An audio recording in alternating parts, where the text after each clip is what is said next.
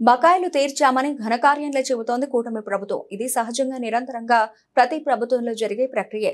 మా ప్రభుత్వం కూడా చంద్రబాబు వదిలేసిన 63,724 కోట్ల రూపాయల బకాయిలు చెల్లించింది.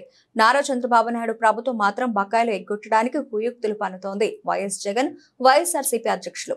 బకాయిలు తీర్చామని అదొక పెద్ద ఘనకార్యంగా చెప్తారు. 23,000 కోట్లు మేము బకాయిలు తీర్చామని అదొక పెద్ద ఘనకార్యంగా చెప్తారు. అయ్యా ఫైనాన్స్ మినిస్టర్ గారు, బకాయిలు అనేది ఏ ప్రభుత్వంలో అయినా కూడా ఎవ్రీ ఇయర్ నిరంతరం జరిగే ప్రక్రియ. అది ప్రభుత్వం అనేది నిరంతరం ఉండే వ్యవస్థ. బిల్లులు రావడము, బిల్లులు చెల్లించడము సహజంగా ఇవన్నీ కూడా ప్రతి ఏడాది కూడా జరిగే కార్యక్రమాలే.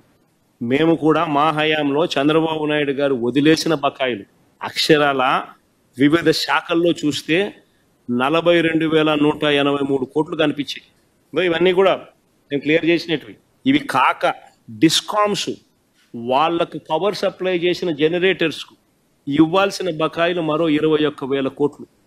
రెండు కలిపితే చంద్రబాబు నాయుడు గారు మాకు వదిలేసిన బకాయిలు 63,724 కోట్లు మా ప్రభుత్వ హయాంలో మేము కట్టినే చంద్రబాబు నాయుడు గారు వదిలేసిన బకాయిలు.